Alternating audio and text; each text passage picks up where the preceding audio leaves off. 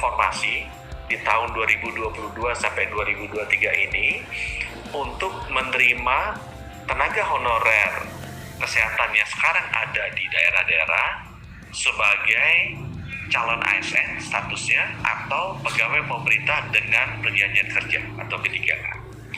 Ini sama seperti yang dilakukan di Kemendikbud untuk guru-guru. Ya, sebelumnya sudah dilakukan. Jadi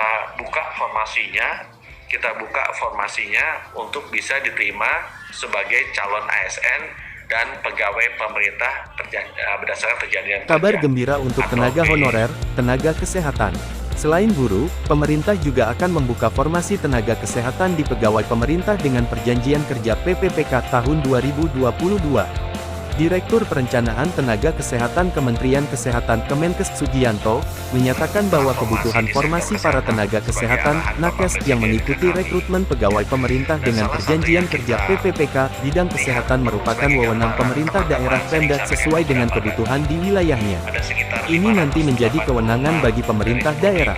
Dalam hal ini, Kepala Daerah untuk PPPK nanti mengusulkan formasi sesuai dengan kapasitas kewenangan di daerah dan kebijakan di daerah masing-masing, kata Sugianto dalam siaran Sehat Wicara rekrutmen PPPK yang diikuti secara daring di Jakarta, Jumat, seperti dikutip dari Antara.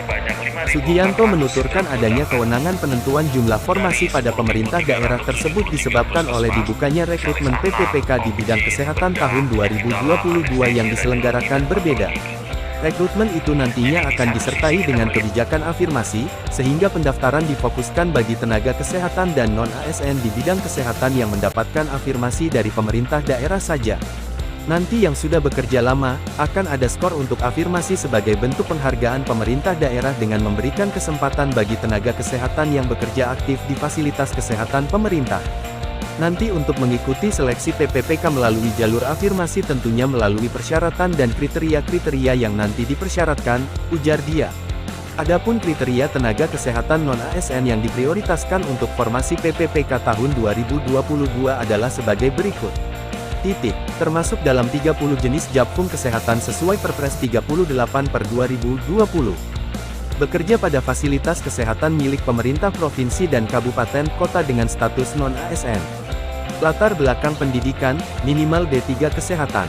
Sudah terdata dalam SISDMK per tanggal 1 April tahun 2022. Memiliki STR aktif untuk jenis japfung kesehatan sesuai ketentuan dalam Kepmenpan RB 980/2021 dan SIP untuk yang bekerja di Fasyankes.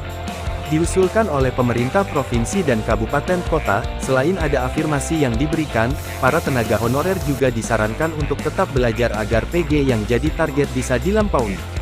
Demikian informasi tentang pengangkatan PPPK 2022 untuk tenaga kesehatan. Kabar gembira untuk tenaga honorer, tenaga kesehatan. Selain guru, pemerintah juga akan membuka formasi tenaga kesehatan di pegawai pemerintah dengan perjanjian kerja PPPK tahun 2022. Direktur Perencanaan Tenaga